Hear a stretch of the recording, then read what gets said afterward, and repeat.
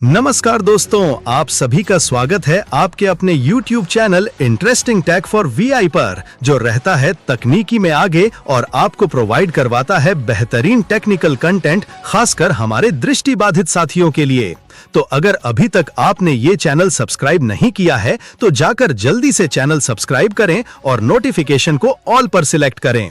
Video को ज्यादा से ज्यादा लाइक करें और शेयर करें ताकि हम आपके सपोर्ट से मोटिवेट होकर प्रोवाइड करने को मजबूर हो जाएं ऐसे ही बेहतरीन जानकारी।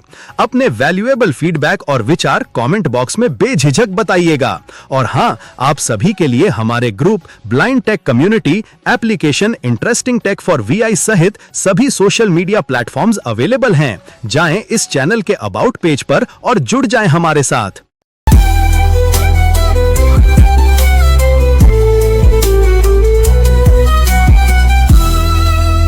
नमस्कार और स्वागत है इस डीप डाइव में।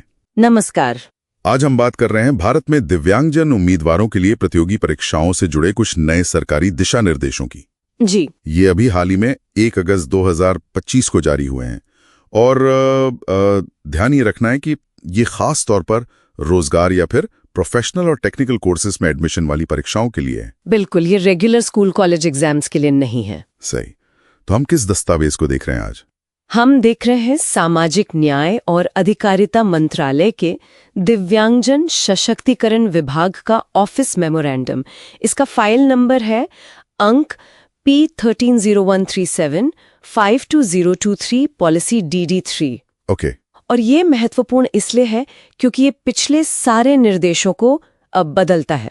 और ये RPWD एक्ट 2016, फिर वो जो नया पब्लिक एग्जामिनेशन एक्ट 2024 आया है, और सुप्रीम कोर्ट के निर्देशों के हिसाब से है। तो फिर इसका मकसद क्या है? मतलब इन नए गाइडलाइन से क्या हासिल करना चाहते हैं, खासकर टेक्नोलॉजी और स्क्राइब को लेकर? हाँ, देखिए, सबसे बड़ा जो बदलाव है ना, वो टेक्नोलॉजी पर जोर है। अच्छा जी, ये गाइडलाइन साफ तौर पर दिव्यांग उम्मीदवारों को टेक्नोलॉजी यूज करने के लिए प्रोत्साहित करती हैं। टेक्नोलॉजी मतलब जैसे लैपटॉप? हाँ, जैसे सॉफ्टवेयर वाला लैपटॉप या डेस्कटॉप, या फिर मान लीजिए ब्रेल डिस्प्ले, लार्ज प्रिंट या कोई डिवाइस जिससे वो जवाब रिकॉर्ड कर सके। और ये सिर्फ प्रोत्साहन नहीं है, परीक्षा कराने वाली संस्थाओं मतलब एग्जामिनिंग बॉडीज या ईबीज को ये सुविधाएं देनी होंगी। यानी ये उनकी जिम्मेदारी है। बिल्कुल, पर्याप्त संख्या में और भारतीय भाषाओं और अंग्रेजी दोनों में सपोर्ट के साथ। लक्ष्य ये है कि धीरे धीरे स्क्राइब पर निर्भरता कम हो। तो फिर स्क्राइब्स का क्या होगा? क्या वो सिस्टम खत्म हो रहा है? खत्म तो नहीं, पर हाँ, भूमिका बदल रही है। अब स्क्राइब का इस्तेमाल एक तरह से दूसरा विकल्प है। मतलब ये तब इस्तेमाल होगा जब या तो टेक्नोलॉजी है नहीं या उम्मीदवार उसे इस्तेमाल नहीं करना चाहता। ओके। और ईबीज के लिए ये जरूरी कर दिया है कि वो अगले 2 साल में स्क्राइब्स का एक पूरा पैनल, एक पूल तैयार करें। और वो जो ओन स्क्राइब वाला सिस्टम था जिसमें कैंडिडेट खुद स्क्राइब लाते थे, हाँ, उस पर अब काफी रोक लग रही है। उसे धीरे धीरे खत्म किया जा रहा है। क्यों? उसमें क्या दिक्कत थी? दिक्कत ये थी कि उससे परीक्षा की क्या कहते हैं निष्पक्षता पर सवाल उठ रहे थे। मिलीभगत या अनुचित मदद की गुंजाइश थी। अच्छा, हाँ, ये तो गंभीर बात है। जी, तो अब ओन स्क्राइब सिर्फ एक आखिरी उपाय है, वो भी तब तक जब तक ईबीज का अपना पूल नहीं बन जाता, या ज्यादा से ज्यादा 2 साल तक। ये तो पारदर्शिता के लिहाज से अच्छा कदम है। अच्छा, स्क्राइब की योग्यता पर भी कुछ नया है? हाँ बिल्कुल, यहाँ एक बहुत साफ नियम है। स्क्राइब की जो पढ़ाई है वो परीक्षा की मिनिमम क्वालिफिकेशन से कम 2 एकेडमिक साल नीचे होनी चाहिए। 2 साल नीचे? हाँ, कम से कम 2 साल और ज्यादा से ज्यादा 3 साल नीचे। जैसे अगर एग्जाम की मिनिमम क्वालिफिकेशन ग्रेजुएशन है तो स्क्राइब फर्स्ट ईयर का छात्र हो सकता है, पर 12वीं पास होना चाहिए, उससे कम नहीं। ताकि वो सिर्फ लिखने में मदद करे, सब्जेक्ट का ज्ञान ना दे। एग्जैक्टली। और ये स्क्राइब की सुविधा मिलेगी किसे? क्या हर दिव्यांग उम्मीदवार को? नहीं, उसके लिए भी क्राइटेरिया है।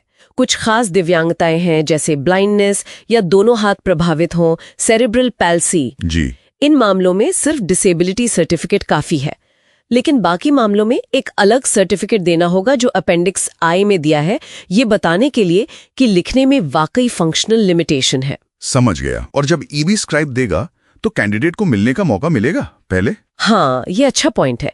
कैंडिडेट को परीक्षा से 1 घंटा पहले लगभग 20 मिनट के लिए स्क्राइब से मिलने दिया जाएगा, ताकि थोड़ी जान पहचान हो जाए, तालमेल बैठ जाए। ठीक है। टेक्नोलॉजी और स्क्राइब के अलावा और क्या जरूरी बातें हैं इन गाइडलाइंस में? एक और अहम चीज है कॉम्पनसेटरी टाइम। अतिरिक्त समय। हाँ, जिन उम्मीदवारों को लिखने में फंक्शनल लिमिटेशन है, उन्हें हर घंटे के एग्जाम के लिए कम से कम 20 मिनट एक्स्ट्रा मिलेंगे। अच्छा, भले ही वो स्क्राइब लें या ना लें। जी हाँ, चाहे वो स्क्राइब इस्तेमाल करें या टेक्नोलॉजी, ये उनकी धीमी लिखने की गति की भरपाई के लिए है। और परीक्षा केंद्रों के बारे में, एक्सेसिबिलिटी वगैरह? बिल्कुल, केंद्र पूरी तरह बाधा रहित यानी एक्सेसिबल होने चाहिए। रैंप, लिफ्ट, साफ साइनेज, ऑडियो घोषणाएं और कोशिश हो कि बैठने की व्यवस्था ग्राउंड फ्लोर पर हो। साथ ही ईबीज को एक शिकायत निवारण सिस्टम बनाना होगा और कैंडिडेट के पर्सनल और डिसेबिलिटी डेटा की सुरक्षा भी जरूरी है, डीपीडीपी एक्ट और आरपीडब्ल्यूडी एक्ट के तहत। और ये सब लागू कब तक करना है? कोई टाइमलाइन है? हाँ, सभी ईबीज को 3 महीने के अंदर अपनी गाइडलाइंस को इन नए नियमों के हिसाब से अपडेट करने को कहा गया है। तो कुल मिलाकर इन सब का निचोड़ क्या निकलता है? ये बदलाव किस तरफ इशारा कर रहे हैं? देखिए, संक्षेप में कहें तो ये दिव्यांग उम्मीदवारों के लिए प्रतियोगी परीक्षाओं में एक बड़ा शिफ्ट है। एक तरफ टेक्नोलॉजी से आजादी और आत्मनिर्भरता को बढ़ावा मिल रहा है, दूसरी तरफ स्क्राइब सिस्टम को ज्यादा रेगुलेटेड, ट्रांसपेरेंट और फेयर बनाया जा रहा है। लक्ष्य वही है, निष्पक्षता और समान अवसर। बिल्कुल, परीक्षा की पवित्रता बनाए रखते हुए। ये तो सुनने में काफी सकारात्मक लग रहा है तो, लेकिन हाँ, एक सवाल जरूर मन में आता है जिस पर शायद आगे सोचना होगा। क्या? कि ये जो टेक्नोलॉजी पर इतना जोर है, भले ही ईबीस इसे सपोर्ट करे, ये अलग अलग सामाजिक आर्थिक बैकग्राउंड वाले या अलग अलग इलाकों जहाँ टेक एक्सेस कम है, वहाँ के उम्मीदवारों को कैसे प्रभावित करेगा? हाँ, ये बात तो है। कहीं ये डिजिटल डिवाइड को और बढ़ा तो नहीं देगा? या क्या ये सच में सबको बराबर मौके देगा? ये एक अहम सवाल है जिसे हमें आगे देखना होगा और लगातार मॉनिटर करना होगा। बिल्कुल, इस पर नजर रखनी होगी। चलिए, आज के डीप ड्राइव में इतना ही। धन्यवाद। धन्यवाद।